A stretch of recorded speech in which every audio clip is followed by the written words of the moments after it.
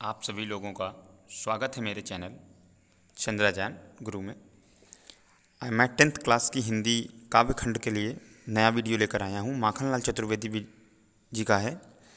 दो शीर्षक थे क्लास 10th में यूपी बोर्ड में, पुष्प की अभिलाषा और जवानी। तो जवानी हटा दिया गया है कोविड-19 में, और जो है पुष्प की जो अभिलाषा है वो है।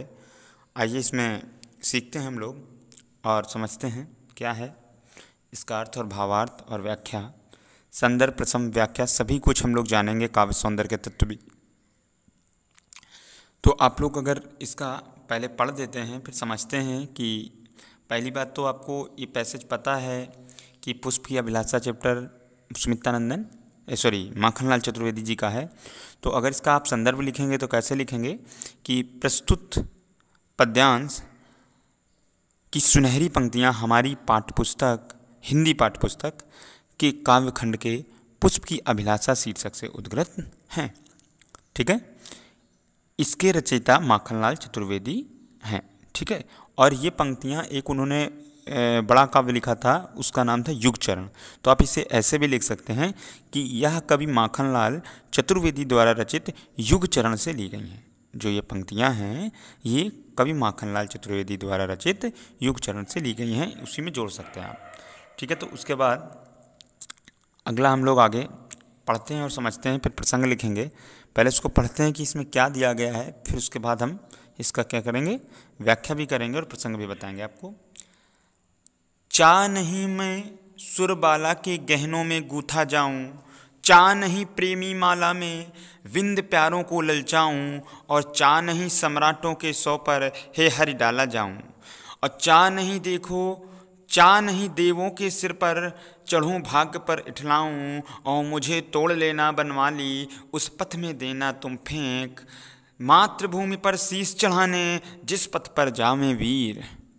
तो क्या हुआ, इतना ही समझ में आपको आ गया कि जो पुष्प की अभिलाषा का वर्णन किया जा रहा है, इच्छा का, कि वह किसी सुंदरी को रिझाने के लिए या किसी के मस्तक में शोभायमान होने के लिए नहीं, बल्कि वह उन देश प्रेमियों के लिए निछावर होना चाहता है, उनके चरणों को स्पर्श करना चाहता है और उनके चरणों के नीचे ही आना चाहता है, जो देश के लिए अपना जो है सिर कटाने तक के लिए तैयार रहते हैं और जो देश की सेवा के लिए जाते हैं।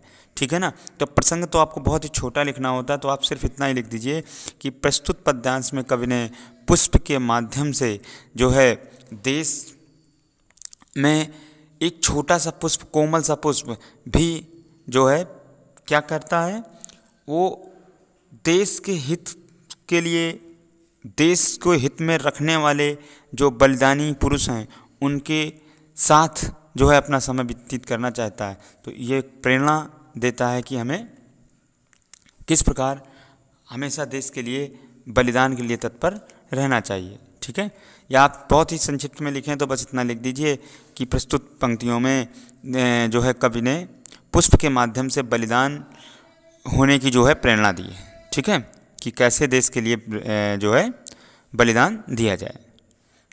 उसके बाद आइए हम लोग इसका भावार्थ और अर्थ समझते हैं। चा नहीं मैं सुरबाला के गहनों में गूथा जाऊं, तो कवि स्वयं को पुष्प मानकर इसमें अपनी अभिलाषा प्रकट करते हुए क्या कहते हैं कि हे ईश्वर, मेरी यह अभिलाषा नहीं है कि मैं देव कन्या के आभूषणों में जड़कर उनके श्रृंगार की वस्तु बनूं। सुरबाला माने जो है देव कन्या। ठीक है, चा नहीं प्रेमी माला में विंध्य प्यारी को ललचाऊं, मेरी यह भी इच्छा नहीं है कि जो है पुष्पों की सुंदर माला में मैं गूथा जाऊं और प्रेमिका को रिझाने की जो है काम आऊं, मैं ये भी नहीं चाहता हूं। ठीक है, चा नहीं सम्राटों के सौ पर हे हरि डाला जाऊं, ये भी चाह नहीं है हे ईश्वर, ये भी चाह मैं नहीं रखता कि मुझे जो है ऐसी माला का हिस्सा बनना पड़े जो है बड़े सम्राट हैं उनके शीश पर मुझे सजाया जाए, मैं ऐसा भी नहीं चाहता हूँ। ठीक है, जो पार्थिव यानी मरने के बाद जब उनके ऊपर पुष्प चढ़ते हैं ना, तो सम्राटों के जो पार्थिव शरीर पर चढ़ाया जाऊँ, ये भी मेरी अभिलाषा नहीं है। चा नहीं देवों के सिर पर चढ़ूं भाग्य पर इठलाऊं, और मेरी यह भी इच्छा नहीं है कि मैं देवों के मस्तक पर चढ़ूं। लोग पुष्प चढ़ाते हैं ना, तो पुष्प को मानकर क्या कहते हैं, चा नहीं देवों के सिर पर चढ़ूं और भाग्य पर इठलाऊं। मेरी यह भी इच्छा नहीं है कि मैं देवताओं के जो है मस्तक पर चढ़ूं और फिर अपने भाग्य पर ही मैं जो है गर्व करूं। मैं ऐसा भी नहीं चाहता हूँ। मुझे तोड़ लेना बनमाली, हे बनमाली, यानी कि जो बाग बगीचा का माली जो रक्षा करता है, ठीक है, हे मुझे तोड़ लेना बलमाली।